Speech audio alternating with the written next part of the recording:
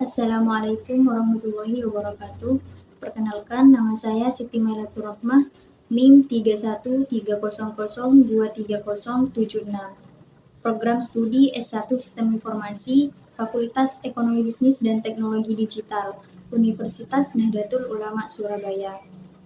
Di sini saya akan menjelaskan materi sistem operasi tentang komunikasi antar proses dan thread. Yang pertama adalah komunikasi antar proses. Apa itu komunikasi antar proses di dalam sistem operasi?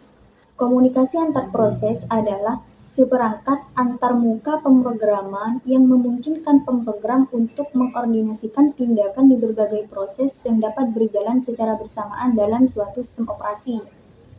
Hal ini memungkinkan program tertentu untuk menangani beberapa permintaan pengguna secara bersamaan, karena setiap permintaan pengguna dapat menyebabkan beberapa proses beroperasi di sistem operasi. Juga, proses-proses tersebut mungkin perlu berkomunikasi satu sama lain, karena setiap teknik protokol IPC mempunyai kelebihan dan kekurangannya masing-masing. Juga tidak jarang sebuah program menggunakan banyak protokol. Jadi, dapat disimpulkan bahwa komunikasi antar proses itu adalah mekanisme yang memungkinkan pertukaran data antara satu proses dengan proses lainnya, di mana proses ini bisa berada di dalam komputer yang sama atau komputer jarak jauh yang terhubung melalui jaringan. Juga, dalam komunikasi antar proses ini, berfungsi sebagai sarana untuk mentransmisikan data di antara banyak thread yang terletak dalam satu atau lebih proses atau program. Nah, proses-proses ini mungkin aktif pada satu komputer atau didistribusikan ke seluruh jaringan mesin. Kemudian, jenis-jenis komunikasi. Proses-proses yang ingin dikomunikasikan harus memiliki sebuah cara untuk memilih satu dengan yang lain. Mereka dapat menggunakan komunikasi langsung atau tidak langsung. A. Komunikasi langsung. Setiap proses yang ingin berkomunikasi harus memiliki nama yang bersifat eksplisit, baik penerimaan atau pengirim dari komunikasi tersebut. Jadi, komunikasi langsung terdapat dua operasi dasar yang digunakan, yaitu send dan receive, di mana operasi digunakan untuk mengirim pesan dari proses pengirim ke proses penerima. Pesan yang dikirim dapat berupa data atau informasi yang ingin dikomunikasikan antar proses-proses tersebut. Kemudian, operasi receive ini digunakan oleh proses penerima untuk menerima pesan yang dikirim oleh proses pengirim. Juga, sebuah jaringan komunikasi pada bahasan ini memiliki beberapa sifat, yaitu sebuah jaringan yang didirikan secara otomatis di antara setiap pasang dari proses yang ingin dikomunikasikan. Proses tersebut harus mengetahui identitas dari semua yang ingin dikomunikasikan. Pembahasan ini memperlihatkan sebuah cara simetris dalam pemberian alamat. Oleh karena itu, baik keduanya, yaitu pengirim dan penerima proses harus memberi nama bagi yang lain untuk berkomunikasi. Hanya pengirim yang memberikan nama bagi penerima, sedangkan penerima tidak menyediakan nama bagi pengirim. Kemudian, jenis-jenis komunikasi yang kedua adalah komunikasi tidak langsung. Dengan komunikasi tidak langsung, pesan akan dikirimkan pada dan terima dari atau melalui mailbox, kotak surat, atau terminal-terminal. Sebuah mailbox dapat dilihat secara abstrak sebagai sebuah objek di dalam setiap pesan yang dapat ditempatkan dari proses dan dari setiap pesan yang bisa dipindahkan. Setiap kotak surat memiliki sebuah identifikasi atau identitas yang unik. Sebuah proses dapat berkomunikasi dengan beberapa proses lain melalui sebuah nomor dari mailbox yang berbeda. Dua proses tersebut dapat saling berkomunikasi apabila kedua proses tersebut sharing mailbox. Nah, pengirim dan penerima ini dapat dijabarkan sebagai send a message yang berarti mengirim pesan ke mailbox A. Kemudian, receive a message yang berarti menerima pesan dari mailbox A. Selanjutnya adalah sinkronisasi. Sinkronisasi adalah mekanisme untuk memastikan bahwa dua atau lebih proses tidak menjalankan operasi tertentu secara bersamaan atau saling mengganggu satu sama lain. Sinkronisasi ini sangat penting dalam komunikasi antar proses untuk menghindari konflik saat menggunakan sumber daya bersama. Nah, sumber daya bersama ini dapat berupa memori, file, atau perangkat keras lainnya yang digunakan oleh beberapa proses secara bersamaan. Kemudian, beberapa mekanisme sinkronisasi yang umum digunakan dalam komunikasi antar proses adalah sebagai berikut. 1. Mutual exclusion, yaitu pengecualian bersama, di mana mekanisme ini digunakan untuk memastikan bahwa hanya satu proses yang dapat mengakses sumber daya bersama pada satu waktu tertentu. Dengan menggunakan teknik seperti lock atau semapur, proses-proses dapat saling berkoordinasi untuk mengakses sumber daya bersama secara bergantian. Kemudian yang kedua yaitu deadlock avoidance, yaitu pencegahan terjebak. Deadlock ini terjadi ketika dua atau lebih proses saling menunggu satu sama lain untuk melepaskan sumber daya yang mereka butuhkan. Nah, mekanisme pencegahan deadlock ini digunakan untuk menghindari terjadinya deadlock dengan mengatur urutan akses sumber daya atau menggunakan algoritma khusus untuk menghindari kondisi deadlock. Kemudian yang ketiga adalah synchronization primitive, yaitu primitif sinkronisasi. Primitif sinkronisasi ini seperti semapur, monitor, atau kondisi yang digunakan untuk mengatur komunikasi dan koordinasi antara proses-proses. Primitif ini memungkinkan proses-proses untuk menunggu, memberi sinyal, atau mengirim sinyal kepada proses lain untuk mengatur urutan eksekusi atau akses sumber daya bersama. Selanjutnya adalah buffering.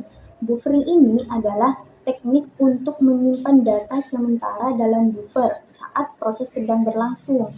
Buffering dapat membantu dalam komunikasi antar proses dengan memungkinkan proses untuk berjalan tanpa harus menunggu proses lain selesai.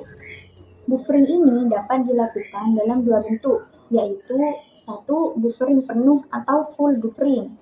Dalam buffering penuh ini, buffer memiliki kapasitas yang cukup untuk menyimpan semua pesan atau data yang dikirim oleh proses pengirim. Proses pengirim akan menempatkan pesan atau data dalam buffer dan di proses penerima akan mengambil pesan atau data tersebut dari buffer saat siap. Jika buffer penuh, proses pengirim harus menunggu sampai ada ruang kosong dalam buffer sebelum dapat mengirim pesan atau data berikutnya. Kemudian yang kedua adalah buffering tidak penuh atau no buffering. Dalam buffering tidak penuh ini, buffer hanya memiliki kapasitas yang cukup untuk menyimpan satu pesan atau data. Proses pengirim akan menempatkan pesan atau data dalam buffer, dan proses penerima akan mengambil pesan atau data tersebut dari buffer segera setelah tersedia. Jika buffer masih terisi dengan pesan atau data sebelumnya, proses pengirim harus menunggu sampai pesan atau data tersebut diambil oleh proses penerima sebelum dapat mengirim pesan atau data berikutnya. Nah, jadi buffering ini memainkan peran penting dalam mengatur aliran data atau antar proses, terutama dalam situasi di mana kecepatan pengirim dan penerimaan data berbeda. Dengan menggunakan buffering ini, proses-proses dapat beroperasi secara efisien dan terhindar dari kehilangan data atau konflik yang dapat terjadi akibat perbedaan kecepatan. Nah, kemudian penjelasan yang selanjutnya adalah thread. Thread ini merupakan sebuah status eksekusi seperti running, ready, dan lain-lain yang sering disebut dengan proses ringan. Nah, ini merupakan unit dasar dari penggunaan CPU yang terdiri dari thread ID, program counter, register set, dan stack. Nah, sebuah thread ini berbagi bagian kode, bagian data, dan sumber daya sistem operasi dengan thread lain yang dimiliki oleh proses yang sama. Thread ini merupakan cara dari komputer untuk menjalankan dua atau lebih tugas dalam waktu bersamaan. Sedangkan multithreading adalah cara komputer untuk membagi-bagi pekerjaan yang dikerjakan sebagian-sebagian dengan cepat sehingga memudahkan terhadap user. Di sini ada beberapa model thread, yaitu single threading dan multithreading. Single threading adalah suatu proses tradisional atau proses kelas berat yang mempunyai thread tunggal yang berfungsi sebagai pengontrol. Kemudian, multithreading adalah sebuah proses dengan thread yang banyak dan mengerjakan lebih dari satu tugas pada satu waktu. Selanjutnya adalah proses-proses thread dalam sistem operasi. Sistem operasi telah mendukung sistem multithreading, di mana setiap sistem operasi memiliki konsep tersendiri dalam pengimplementasiannya. Sistem operasi dapat mendukung thread pada tingkatan kernel maupun tingkatan pengguna. Adapun tipe dari thread ini adalah 1. Thread pengguna, 2. Thread kernel. Thread pengguna adalah thread yang pengaturannya dilakukan oleh pustaka thread pada tingkatan pengguna. Karena perpustakaan yang menyediakan fasilitas untuk pembuatan, penjadwalan thread, dan manajemen thread, thread pengguna cepat dibuat dan dikendalikan tanpa dukungan dari kernel. Kemudian, yang kedua adalah thread kernel, di mana thread ini yang didukung langsung oleh kernel. Pembuatan, penjadwalan, dan manajemen thread dilakukan oleh kernel pada kernel space. Karena ia dilakukan oleh sistem operasi, proses pembuatannya akan lebih lambat jika dibandingkan dengan thread pengguna. Kemudian, dari penjelasan thread yang tadi, tentunya thread dari masing-masing tipe thread ini mempunyai kekurangan dan kelebihan tersendiri, di mana kekurangan thread pengguna adalah apabila kernelnya merupakan thread tunggal, maka salah satu user level thread menjalankan blocking system call yang akan mengakibatkan seluruh proses diblok walaupun ada thread lain yang dapat dijalankan dalam aplikasi tersebut. Kemudian kelebihannya adalah pengaturan dan pembuatan thread pengguna lebih cepat. Nah, kemudian kekurangan dan kelebihan thread kernel adalah kekurangannya pengaturan dan pembuatan thread kernel lebih lambat.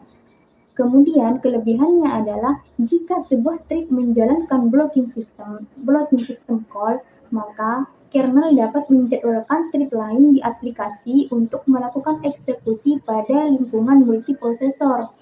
Kernel ini juga dapat menjadwalkan thread-thread pada prosesor yang berbeda. Mungkin cukup sekian penjelasan dari saya tentang komunikasi antar proses dan thread. Jika ada kekurangan dan kesalahan, saya mohon maaf. Wassalamualaikum warahmatullahi wabarakatuh.